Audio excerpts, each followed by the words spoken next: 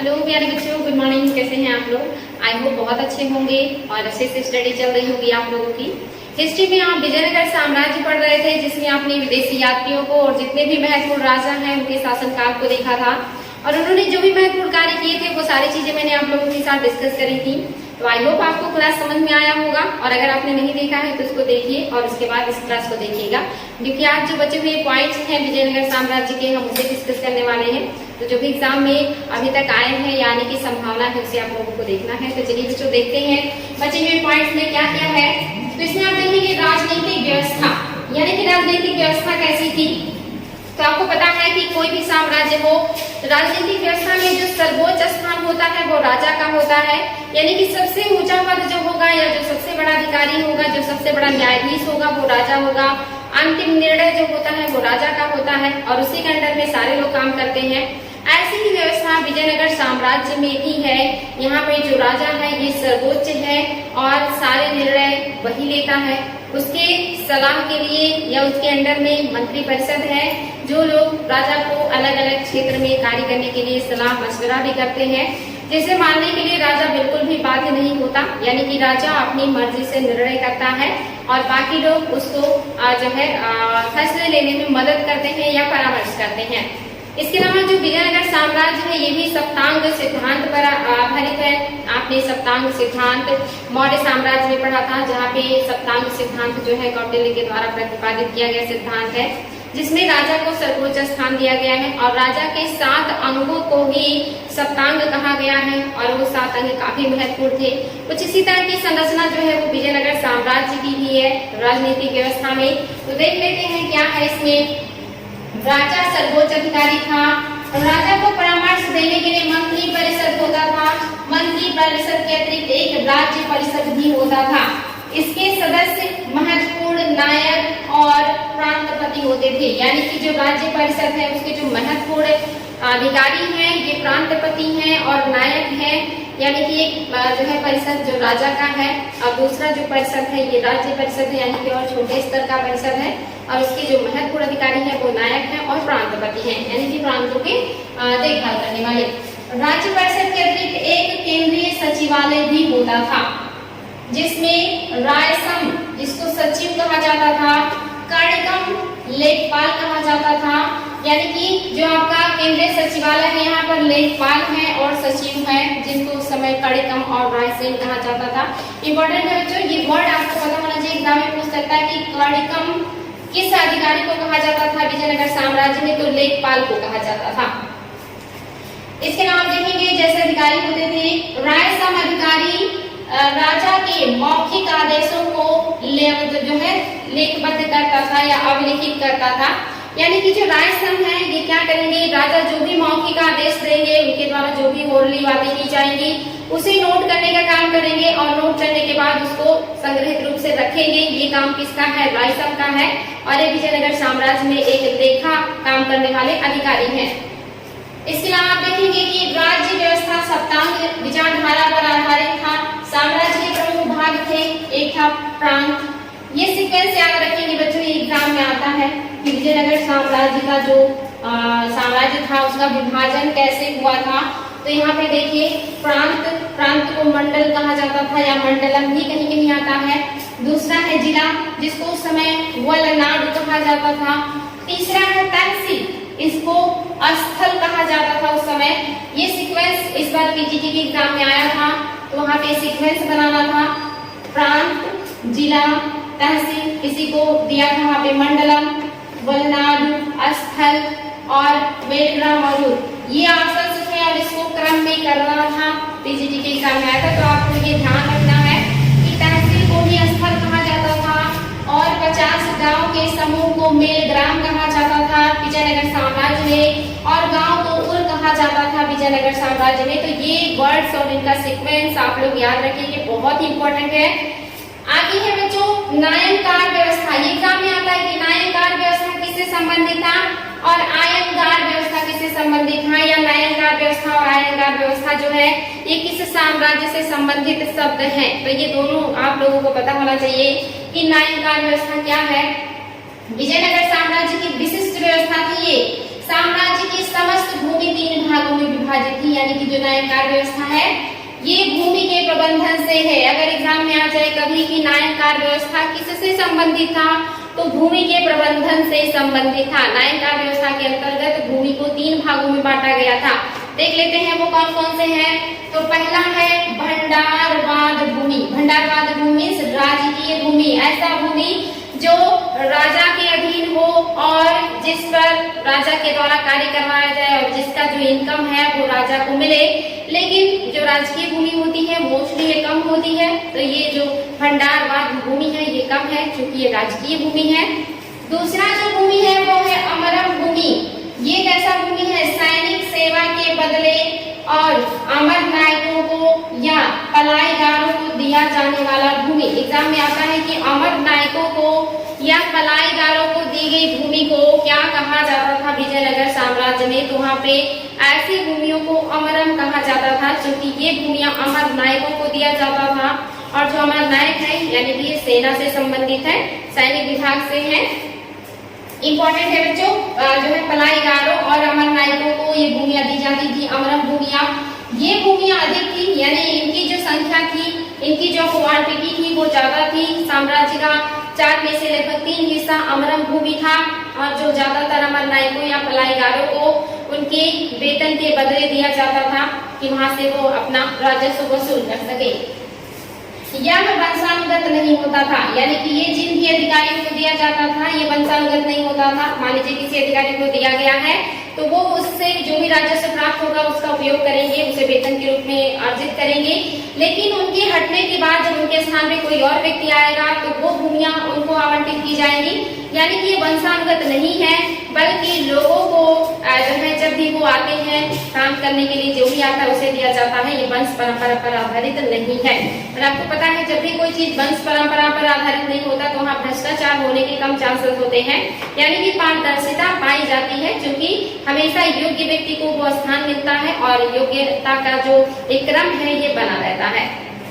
तो यहाँ पे ये याद रखेंगे अमरम भूमि जो है ये वंशानुगत नहीं है, ये बात आप लोगों को याद होना चाहिए, बल्कि इससे होने वाली आय पर उनका विशेषाधिकार होता था। यानी कि जो भी है अमर नायक है या जो पलायगार है इनका जो अधिकार है उस भूमि से होने वाले राजस्व पर है, क्योंकि वो उन्हें अपने वेतन के बदले में प्राप्त हुआ है। और जब तक वो राजा को सेवा देंगे, राजा के लिए काम करेंगे, तब तक उस भूमि से होने वाले राजस्व को वो प्राप्त करेंगे।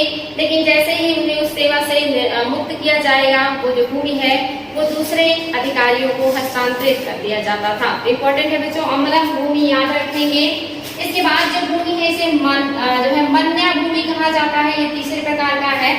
यह भूमि ब्राह्मणों, मंदिरों या मठों को दान में दी जाती थी। एग्जाम में आ सकता है कि विजयनगर साम्राज्य में ब्राह्मणों, मठों और मंदिरों को दान में दी जाने वाली भूमि को क्या कहते थे, मान्या भूमि या मन्या भूमि कहते थे। ये अमरम से कंफ्यूज नहीं होंगे आप लोग, यहाँ पे मन्या या मान्या भूमि है। पुर्तगाली लेखक नूनिस, ये एग्जाम में आता है कि किसने नायंकार व्यवस्था का वर्णन किया है, तो नूनिस ने किया है और डोमिंगो पायस।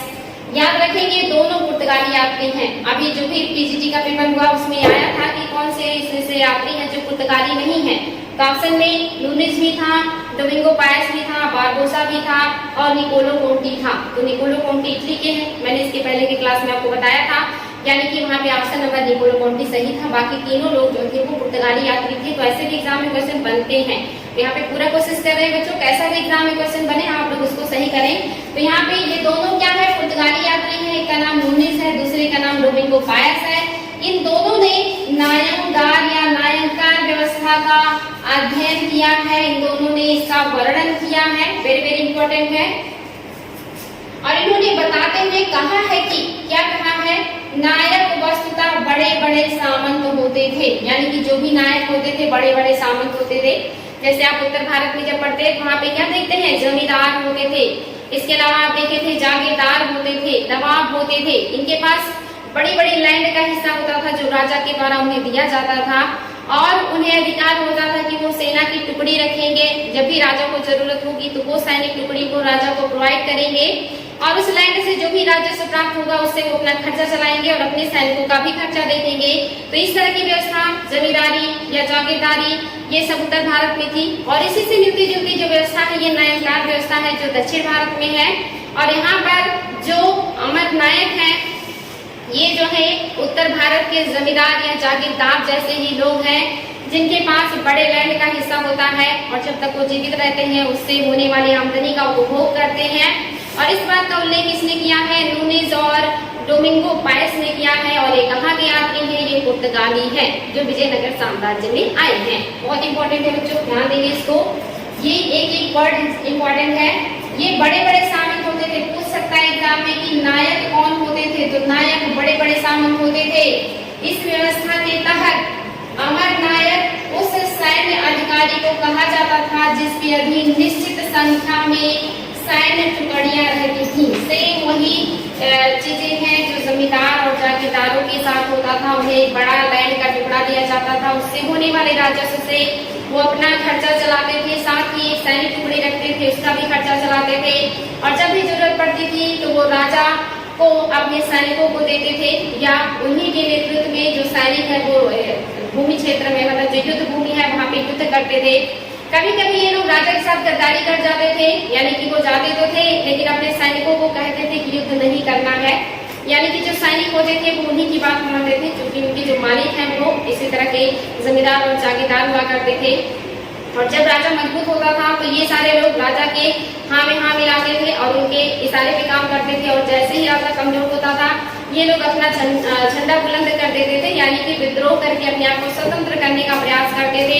कुछ ऐसे ही हैं अमर नायक जो कि दक्षिण भारत में है, जो कि नायककार व्यवस्था के महत्वपूर्ण जो है आधार है या भाग है। तो यहाँ पे वही दिया है, टुकड़ी कहती कि इन नायकों को भूमिया क्षेत्र को राजस्व अधिकार मतलब जो भी भूमिया क्षेत्र होता था उसका जो राजस्व अधिकार होता था इनको प्राप्त होता था, जो अमरम कहलाता था। क्योंकि अमर नायक है और इन्हें जो भूमिया दिया जाता था उसे अमरम कहा जाता था। जैसे हमारे यहाँ जमींदार होते थे तो उनको जो भूमिया दी जाती थी और जो उसपे कार्य करवाते थे क्या कहलाता था? जमींदारी व्यवस्था कहलाता था। यह जमींदार के द्वारा बनाए गए नियम कानून कहे जाते थे। ऐसे ही यहाँ पे है व्यवस्था। नायकों की निम्नलिखित जिम्मेदारियां थी, यानी कि जो नायक है वो क्या करेगा? मंदिरों को उपहार देगा और क्या करेगा? तालाबों का निर्माण करवाएगा ताकि सिंचाई वगैरह अच्छे से हो सके। क्योंकि जो प्राचीन काल है उस समय सिंचाई के लिए नदी, नहर, तालाब, कुएं यही सारे संसाधन होते थे, नलकूप वगैरह नहीं होता था। तो जो अमर नायक है चूंकि उसके पास एक बड़ा लैंड है और उसमें सिंचाई और इन सारी चीजों की व्यवस्था उसका करना कर्तव्य है, तो क्या करेगा? तालाबों का निर्माण करेगा। और चूंकि एक बहुत बड़े लैंड का स्वामी है तो उसके पास इनकम भी आता है, वो अमीर होता है। कभी कभी तो वो स्वतंत्र राजा की जैसे व्यवहार करते हैं, बहुत ठाट बाट से रहते हैं, तो ये मंदिरों को दान भी देते हैं और ये इनका कर्तव्य बताया गया है। साथ ही देखेंगे तालाबों का निर्माण करेगा। इसके अलावा उजाड़ भूमि को पुनः उपजाऊ बनाएगा और मंदिर से शुल्क वसूल करना, यानी कि ये क्या करेगा? जितने भी उजाड़ भूमि यानी बंजर भूमि है उसे उपजाऊ बनाने का काम करेगा ताकि वहां से भी उत्पादन हो सके, कृषि हो सके और राजा को शुल्क मिले या उसे शुल्क मिले। तो जितनी भी उजाड़ भूमियां हैं उन्हें जो है फर्टिलाइज करने का मतलब जो है उपजाऊ बनाने का काम करेगा।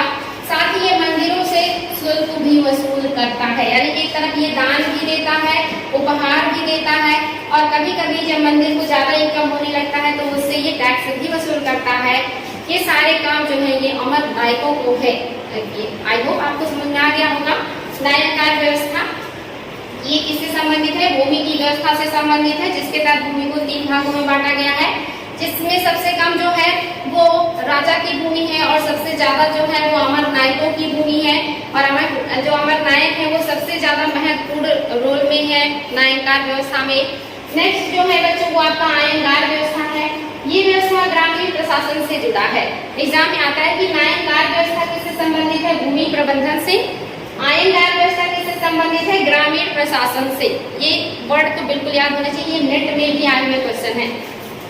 आयनकार व्यवस्था ग्रामीण प्रशासन से जुड़ी व्यवस्था है। जब गांव में चोल काल के स्थानीय स्वायत्त शासन की परंपरा कमजोर पड़ गई।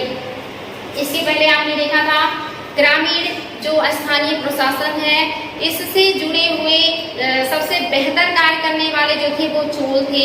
चोलों ने ही सबसे पहले स्थानीय स्वायत्त शासन की स्थापना की और बहुत ही बेहतरीन उन्होंने व्यवस्था की थी। इसलिए बार बार एग्जाम में आता है कि दक्षिण भारत में स्थानीय स्वशासन को या प्रशासन को स्थापित करने वाले कौन से राजवंश के शासक थे, तो चोल राजवंशों ने काम किया था। ये आपको पता होना चाहिए। चोलों के बारे में मैंने आप लोगों को बहुत सारी चीजें बताई थी। उनकी नौसेना भी सबसे ज्यादा शक्तिशाली थी और इन्होंने भी देश विदेश यानी कि विदेशियों के ऊपर भी कब्जा किया था। तो चोल काल बहुत इंपॉर्टेंट है, लेकिन विजयनगर साम्राज्य भी कितना इंपॉर्टेंट है आप समझ सकते हैं। अभी तक काल जो एग्जाम हुआ पीजीटी का, अकेले 4 क्वेश्चन जो है वो विजयनगर साम्राज्य से ही आए थे। तो यहाँ पे जो आपका आयकर व्यवस्था है ग्रामीण प्रशासन से है और अभी तक जो प्रशासन गांव में चल रहा था वो चोलों द्वारा बनाया गया प्रशासन चल रहा था, यानी कि चोल साम्राज्य में जो स्थानीय स्वशासन स्थापित किया गया था उसी के आधार पे गांव का प्रशासन चल रहा था। लेकिन अब वो धीरे धीरे कमजोर पड़ने लगा था क्योंकि एक लॉन्ग पीरियड हो गया था, उसमें कोई परिवर्तन नहीं आया था। तो विजयनगर साम्राज्य जब स्थापित होता है तो उसमें परिवर्तन लाया जाता है और जो स्थानीय स्वशासन है या जो स्थानीय प्रशासन है इसे आयंगार व्यवस्था के अंतर्गत जो है लाया जाता है और ये व्यवस्था जो है ये स्थानीय स्वशासन या प्रशासन से संबंधित है। अब गांव में चोल की स्थानीय स्वायत्त प्रशासन परंपरा कमजोर पड़ गई थी और वास्तविक शक्ति 12 ग्रामीण अधिकारियों के हाथ में चली गई थी। ये 12 ग्रामीण अधिकारियां जो है यही आयंगार व्यवस्था को जो है आगे ले जाते हैं या बढ़ाते हैं। इन अधिकारियों के पदों की खरीद बिक्री भी होती थी, यानी कि आयंगार व्यवस्था में जो अधिकारी थे इनके पदों की खरीद बिक्री भी होती थी। जैसे आज भी है लोग घूस दे करके नए नए पद या बहुत सारे पद को हासिल कर लेते हैं। कहीं लोग पावर का उपयोग करते हैं, कहीं पे पैसे का उपयोग करते हैं। और ऐसी ही जो व्यवस्था है आयंगार व्यवस्था में है, यहाँ पे 12 ग्रामीण अधिकारी हैं जो आयंगार व्यवस्था की व्यवस्था को चलाते हैं।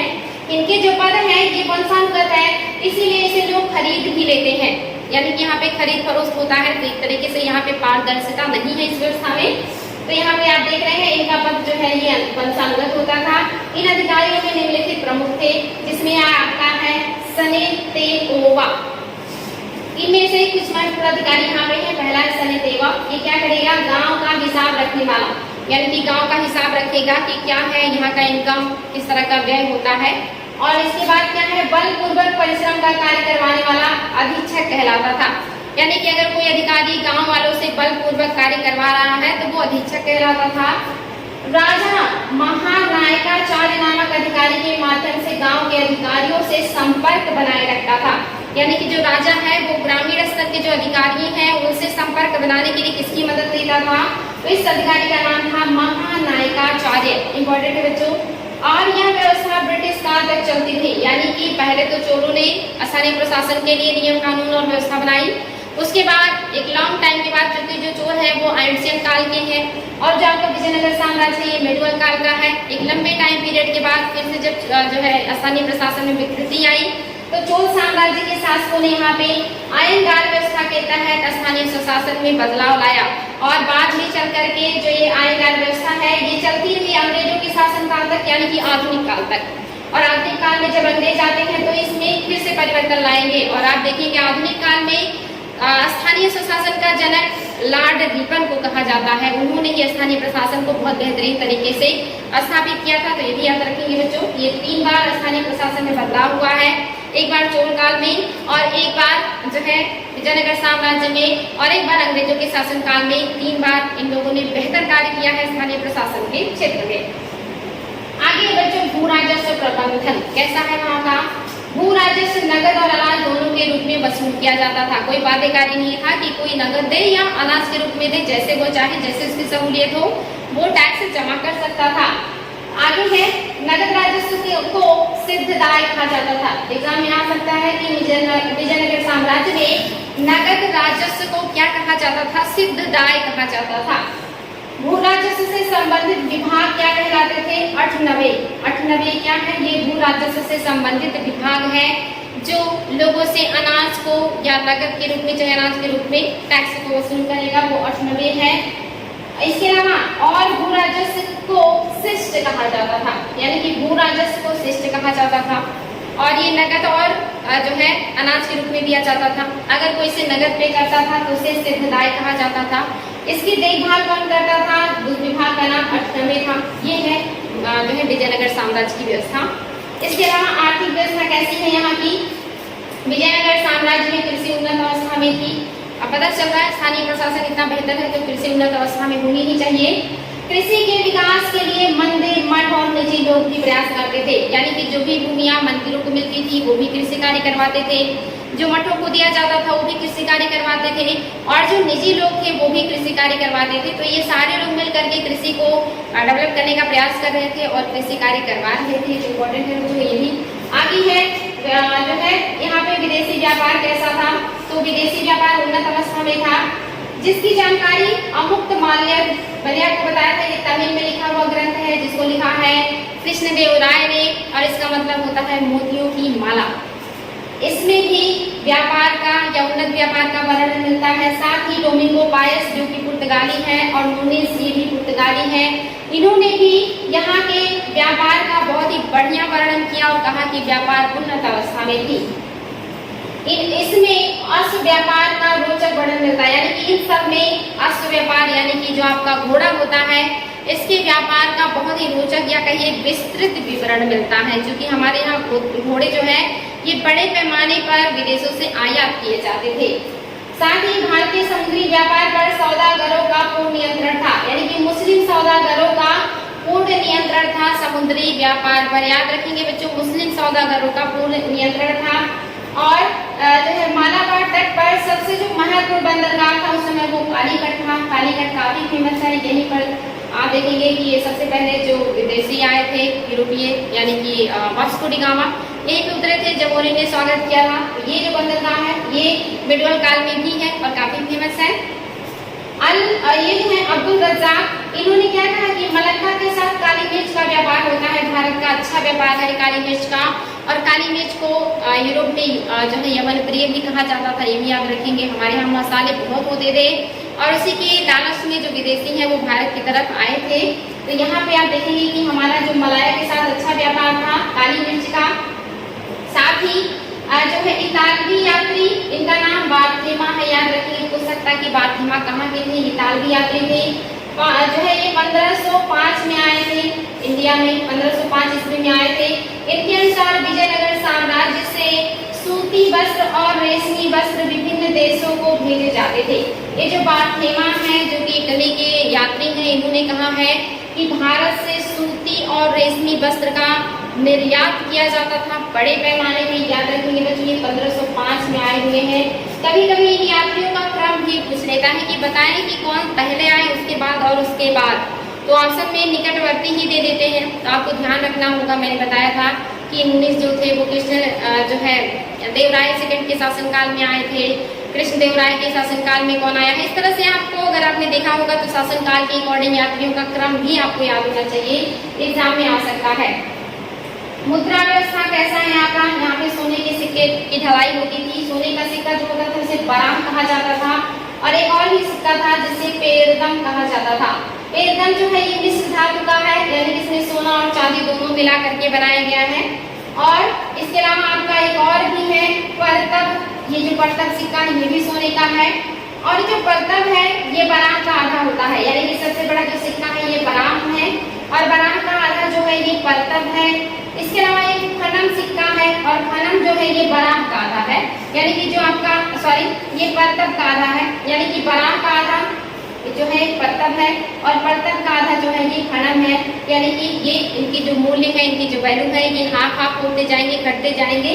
तो ये सोने के सिक्के हैं उस समय के, याद रखेंगे बच्चों। भराम है, पेरदम है और परतब है, और इसके अलावा आपका फनम है। तो ये जो है नाम याद रखना आपको। इसके अलावा चांदी के भी सिक्के उस समय प्रचलित में थे। और यहाँ पे एक और सोने की सिक्के का जो है नाम आ रहा है दिनार। दिनार नामक जो सिक्का था उस समय पूरे विश्व में इसको एक्सेप्ट किया जाता था, प्रचलन में था, ये स्वीकार्य था। जैसे आप जानते हैं वर्तमान में डॉलर है, पूरे विश्व के लोग उसको लेते हैं, विश्वसनीयता उस पर अपना दिखाते हैं। ऐसे ही उस समय दिनार सिक्का था जो पूरे विश्व के देशों के द्वारा एक्सेप्ट किया जाता था। इसके अलावा आप देखिए चांदी के सिक्के हैं। चांदी के सिक्के को उस समय टार कहा जाता था, ध्यान देंगे टार। चांदी के सिक्कों को विजयनगर साम्राज्य में टार कहा जाता था, और तांबे के सिक्के को डिजिटेल कहा जाता था।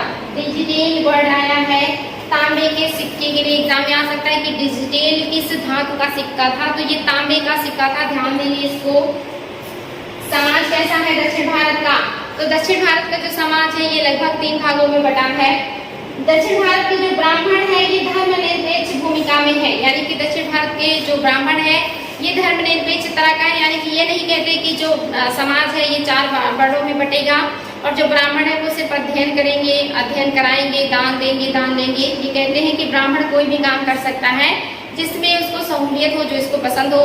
इसलिए माना जाता है कि जो दक्षिण भारत के ब्राह्मण है ये धर्मनिरपेक्ष है, क्योंकि यहाँ पे आप देखेंगे कि दक्षिण भारत के जो ब्राह्मण है ये महत्वपूर्ण राजनीतिक पदों को संबोधित करते हैं या सुशोभित करते हैं, जैसे मंत्री, सेना नायक, दुर्ग रक्षक, ये सभी पदों को सुशोभित करते हैं, सभी पदों को एक्सेप्ट करते हैं।